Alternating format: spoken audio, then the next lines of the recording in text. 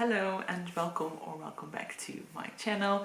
It's the end of September and I've just wrapped up my September reading vlog. So I'm gonna jump into my October one a little bit early. So yeah, it's nearly another month, which means I'm gonna pick another theme to work around for my monthly vlog. I had to think about what I wanted to do. Obviously it's October and also spooky season is coming up. But those were both things that, maybe I wanted to read a little bit of, but I didn't want to, focus my whole month on it.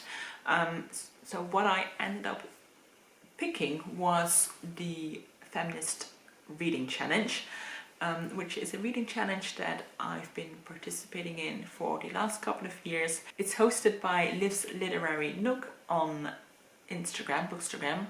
And it's basically a year-long challenge that with prompts that encourage you to read more diversely and more internationally.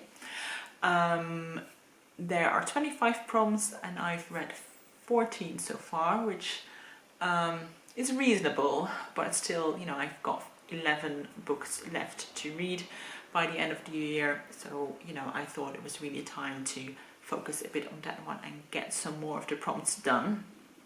So yeah, I obviously got my cup again here, and I put almost all the prompts in except for one because that's an audiobook and I just want to start that once I've finished my current audiobook and not have to wait until I maybe pick that from the prompts.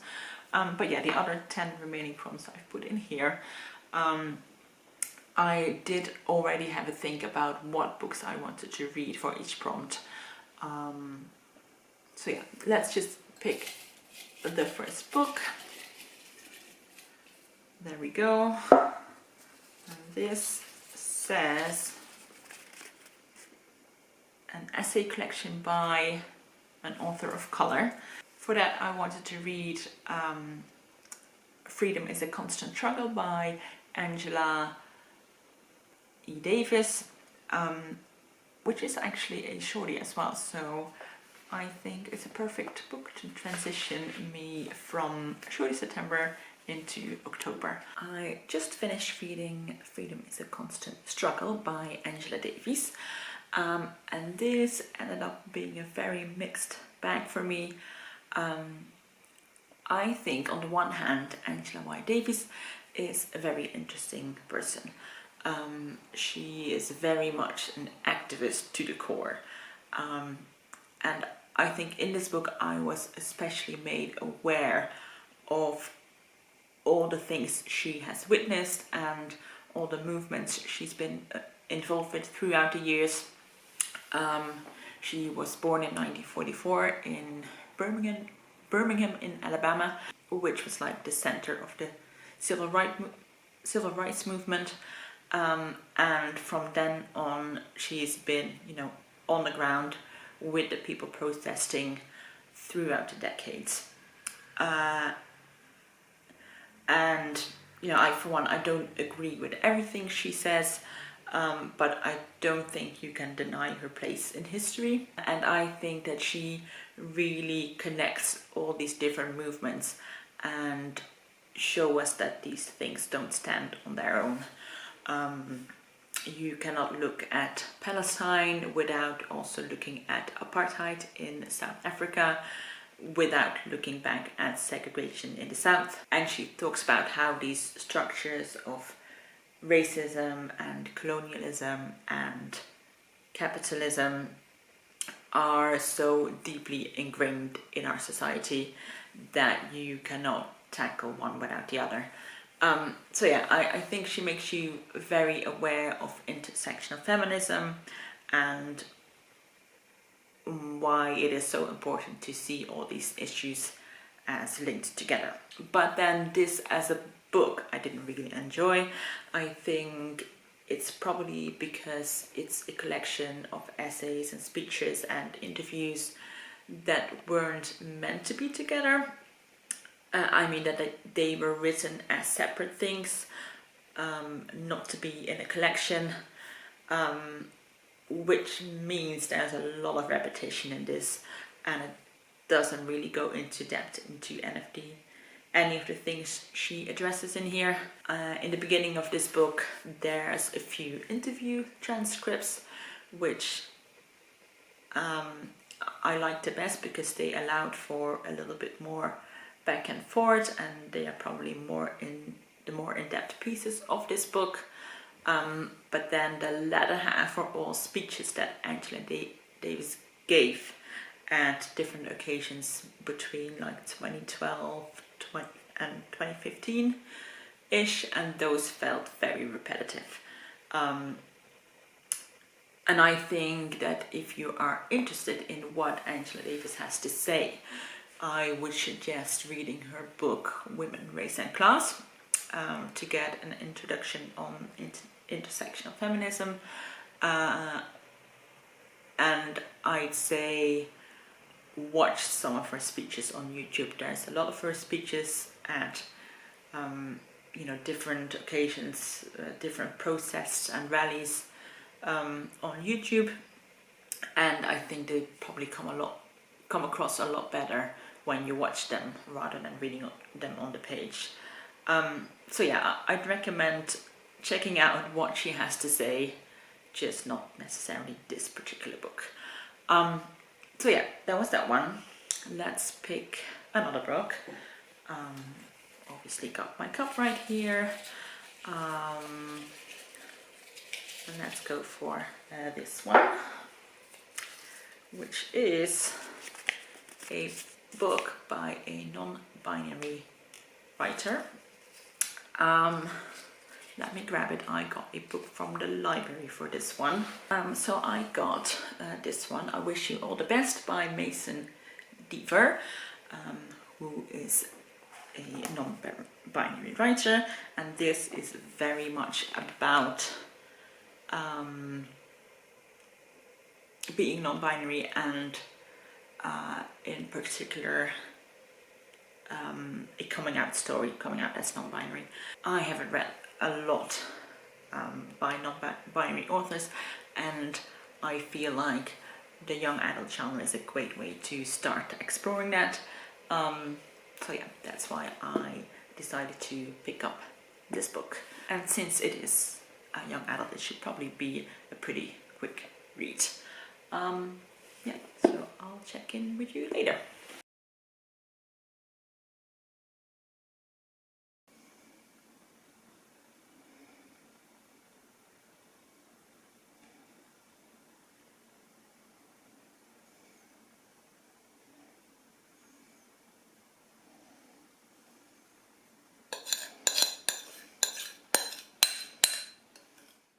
So I have just finished I Wish You All the Best by Mason Deaver, and this was just super cute.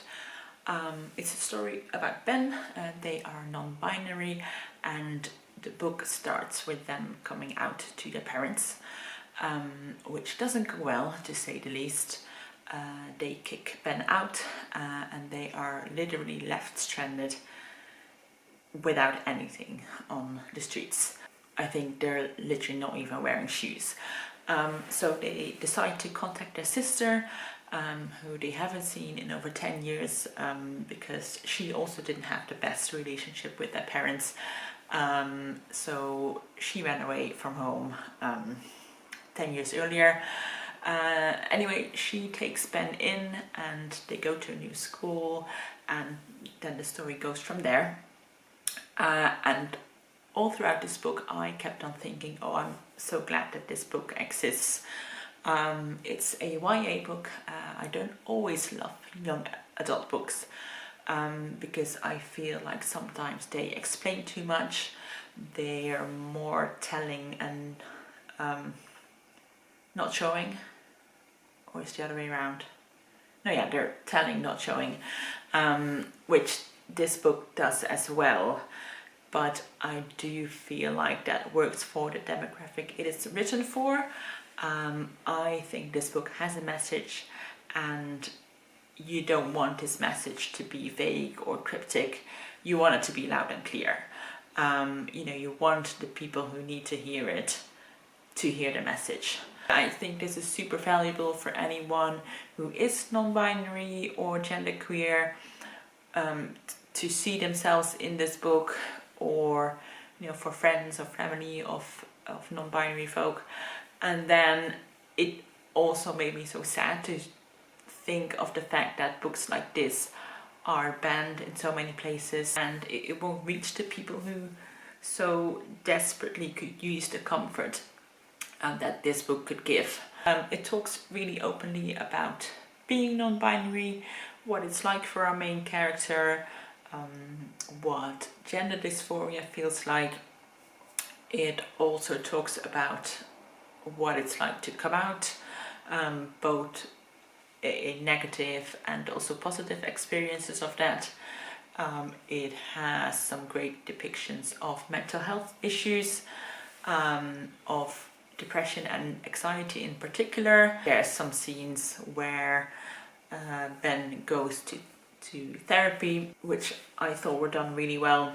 And then, there's also just a really adorable love story in this, and queer joy and great found family aspects, with the friendships that Ben forms, and also their relationship with their sister. I thought this was really, really lovely. I think if you like Heartstopper, then you probably love this book as well, because it really reminded me of that book a lot in its tone. So yeah, really, really great choice, and I'm very glad I read this book, even though it's not my go-to genre. So yeah, that's that one. I'm gonna pick another book now. So I got my cup again, and let's pick my next book. Let's go for this one, and that is a non-fiction book by a disabled author, and I picked the book Carework. I don't know the author off the top of my head. She has a very long name. Let me quickly grab the book. Here it is. So this is Carework, Dreaming Disability Justice. That's the author's name. And this is a collection of essays. It says on the back, Carework is a mapping of access as radical love, a celebration of the work that sick and disabled queer people and people of color are doing to find each other and to build power and community, and a toolkit for everyone who wants to build radically resilient, sustainable communities of liberation where no one is left behind. Yeah, I've heard really great things about this book, especially from people who are disabled. They speak very highly of this book, so I'm very curious to get into this, to get stuck into this. But I do think I might also pick another book, because I like to, because this is non-fiction and it's essays, I think it'd be good to pair it with a fiction book. So I'm gonna pick one more book so I can alternate those. I don't think there's any more non-fiction books in here, but I'm not sure. If I do get another non-fiction book, I'll just pick again. Okay, this is a fiction book by a Caribbean writer, and for that I'll be reading Breath, Ice, Memories by Edwidge Danticat, who is an author from Hijab. I can't remember exactly what the book is about, but I have read her short story collection, Crick Crack, which I really, really loved, so I'm very excited to read another book by her. So yeah, those are the two books I'll be reading next, and I'll check in when I've read one or more, or if I have anything to share.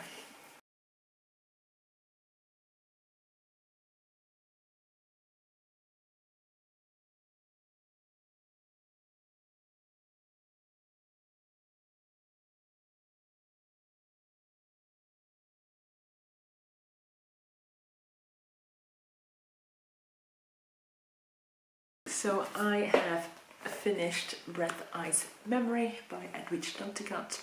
I finished it I finished it a few days ago, and I read it with COVID brain, which probably wasn't the best idea for this book.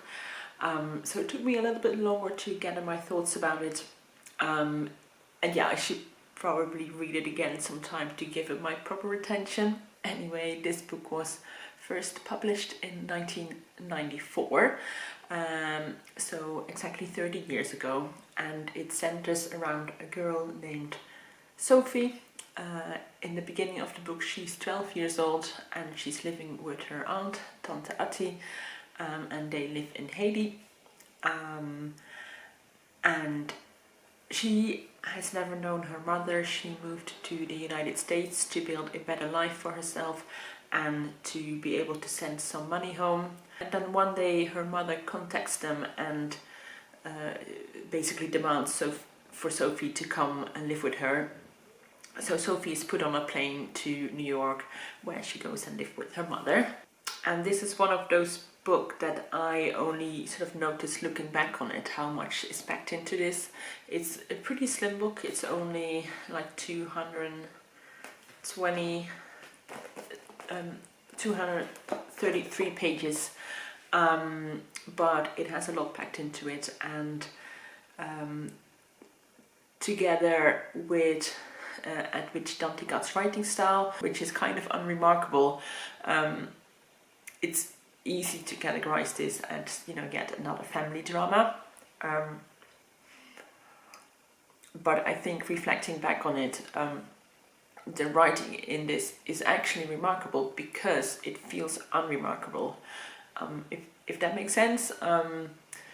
It's very plain and sparse, and it flows very easily, and I think making writing seem so effortless is really a craft in itself.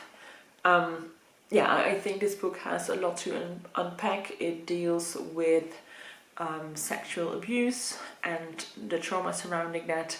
One of the big pillars or plots in this book is that Sophie was conceived as a result of rape, and the guilt and the trauma that her mother feels around that event, and how that influences her, how she treats her daughter. So yeah, it's about trauma and passing on trauma and guilt, and it's about growth and healing. There's a lot of Haitian culture in this book, both in things like food and music. I think this is a very vibrant and colorful book in that sense, but also the culture of storytelling plays a big role, and of someone being like the keeper of stories in a family, and that who makes sure that their families and their people's histories and traditions and beliefs are passed on to the next generation. So yeah, I did really enjoy this book, although I am still struggling to give any real coherent thoughts about it. So yeah, I'll probably read this again sometime to give it my proper attention. And then I had also already picked another book, which you should have seen a clip from, and that book was Sula by Toni Morrison. Now I'm not quite sure I'm ready to read this yet, since I still have a bit of the COVID brain. Definitely sort of focus and attention, and yeah, it's not as good as it usually is.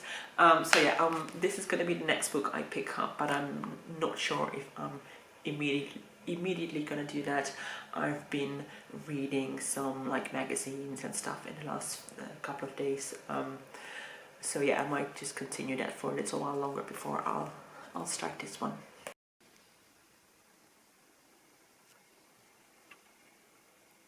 So I've been waiting for it to get brighter today, but I don't think it's gonna happen. It's gonna be a super gloomy day, so I hope you can see me okay and it's not too dark. Anyway, I wanted to talk about Sula. by Toni Morrison, which I finished yesterday. I feel like I'm probably not gonna succeed in conveying what it is that makes Toni Morrison's writing so amazing. I'm gonna put this down because it has a weird glare. I've read 4 of Toni Morrison's books by now, and with all of them I could see that they were brilliant, but I can also never quite get a hold on the story. They always seem to me just slightly out of reach. So yeah, this book centers 2 friends, Sula and Nell. They both live in this small black community called Bottom. I think it was set in Ohio, and it's about how they became friends as little girls, what their childhood was like.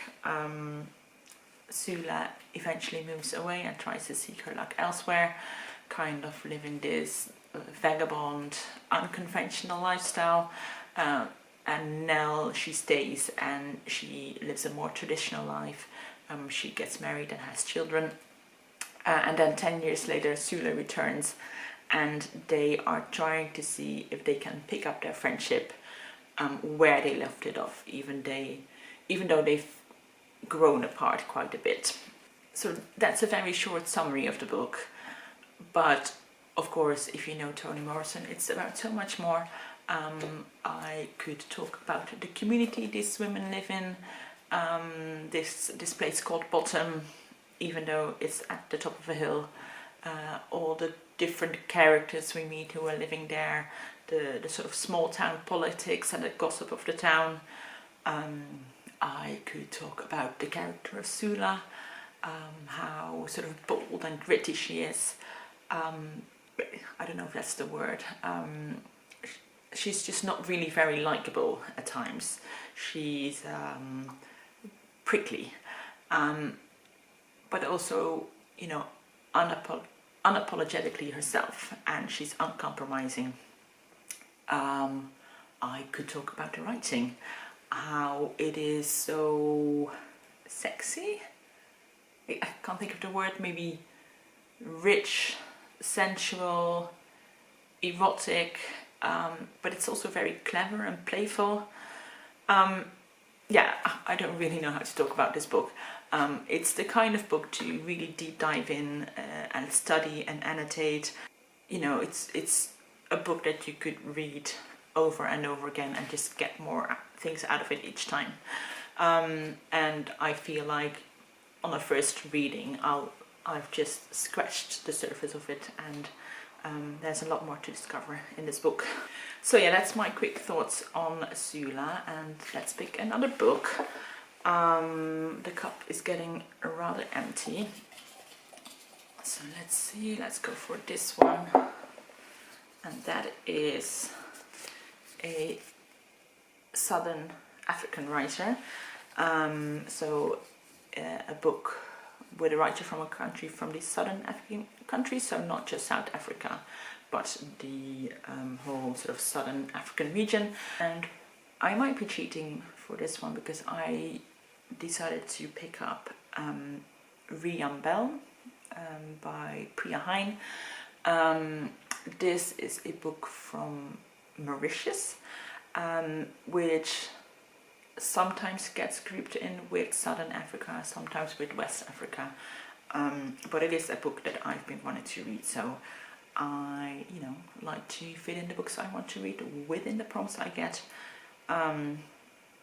even though I have to bend, you know, expand the parameters. So yeah, this is a book set in Mauritius. Do I really know what it's about? No, because I don't know, if you followed my channel for any length of time, you know that I don't really pick up books on what the book is about, but more on vibes.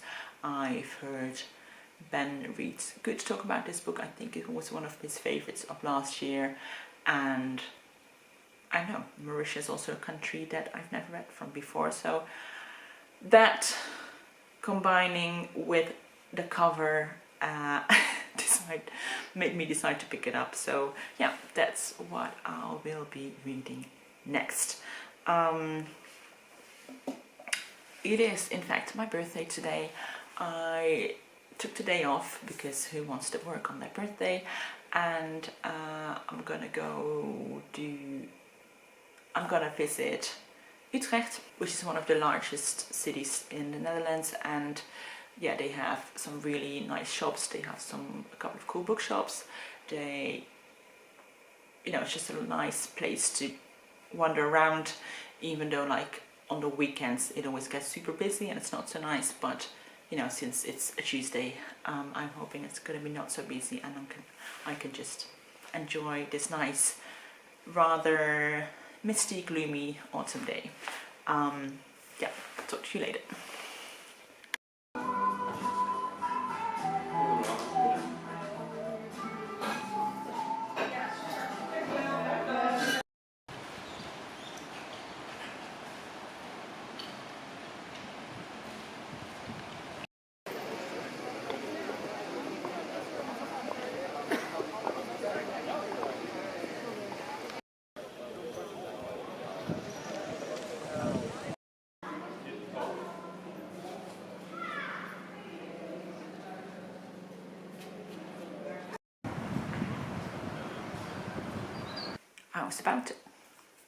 I was about to head out, but I realized I have to pick a new book to read. I finished my other one that I was reading, Riambel, last night, and I'll talk to you about it when I come back later this afternoon. But right now I've got to head out, and obviously I need to bring a book, because that's the rule. So yeah, let's pick from the last remaining slips of paper. Let's go for that one. And this is a translated fiction from before 1980. This is a book by Silvina Ocampo. I think the English title will be something like Forgotten Journey, but I'm not entirely sure. She is an Argentinian writer, and I think these are short stories. They're like in the magical realism genre, and this book was first published in the original language, if I can find that. Okay, it's a bit difficult to find, but I could find it in the afterword. It was first published in 1937, and she is definitely an author I've always wanted to try. So yeah, really excited to read some of her short stories. So first of all, I DNF'd this book, unfortunately. Forgotten Journey by Silvina Ocampo. Like I said, this is a collection of short stories, and all the stories are between like 3 and say 6 pages long, so definitely on the shorter side. And I think I read like 6 or 7 of them before I decided that these were just not for me. I can't remember any of them. There was nothing in them that really captured my attention. Like no remarkable characters, no interesting turns, no beautiful sentences, just nothing to really hook me. And I said this before, I love a good short story, but you need a hook, you need something that draws you in and captures your attention, especially when you only have a short amount of time to do that in. You know, and these stories are really, really short, so you want to be hooked from like the first sentence, and none of these stories did that for me, unfortunately. Obviously, there's always a risk that, you know, the next story would have been amazing. But yeah, for now, this is going back to the library. And I also still wanted to talk about Riambel by Priya Hein. This I enjoyed, but it wasn't as good as I'd hoped. It's about a teenage girl called Noemi, and she lives with her mother in what she calls a shanty town on Mauritius. You know, she talks about how it's hidden from view for all the tourists that visit the island. Her mother works as a servant for this rich white family who lives in a big French colonial house, and Noemi often joins her to help out, and you learn a lot about how the legacy of colonialism and the slave trade still influence life in present day. There is still a very strong sense of segregation. Noemi learns that she should not interact with white people, she should not talk to them, you know, not look them in the eye, and you know, vice versa. She's only spoken to when she's been given orders, and her peers in regards of age, they are all told that, you know, they should not talk to her. You know, she's talked about like she's dirty, like she smells, and you know, obviously there's also this big difference in where Noemi lives and where she works. And I think the way the topic was handled in this book really lacked some depth, and it lacked some nuance. I felt the way the story developed was just really predictable, and like I read some version of it before. I could see like the main events happening in the book coming from a mile away, and I think the book did the Mauritian people a disservice to have their story written in such a cliched way. Having said that, I did like learning a little bit more about the island and about its history. I loved the descriptions of the scenery, you know, the ocean, the plants, the food. There's actually a few recipes in this book, which I really loved. There is some Mauritian poetry scattered through the book as well, and you know, the author uses Creole words and Creole traditions and beliefs and things like that, and this way you get like a glimpse of their culture. Yeah, I feel like it was a book with just a lot of potential that just didn't quite deliver all the way for me. So now I will pick one more book. It will probably be the last book for this vlog, because October is coming to an end, and you know, I don't think I could realistically read more than one book before the end of the month. I've put the prompt for this book, so a translated book published before 1980. I put that back in the cup, so it has another chance to get picked again. So I've got my cup right here, and I will pick. Let's go for that one, and that is a book by a Muslim writer, and for that I have chosen to read Hijab, Butch Blues which is by Lamya H, and that is a memoir, and that, as the title may suggest, is the memoir of Lamya H about her being queer and Muslim. Okay, we are already into November, so I've got to wrap up my video for October. I still have two books to talk to you about. The first one being Carework by Leah, Lakshmi, Piepzna-Samarasinha. The subtitle of this book is Dreaming Disability Justice, and I think the dreaming part of this book is very important.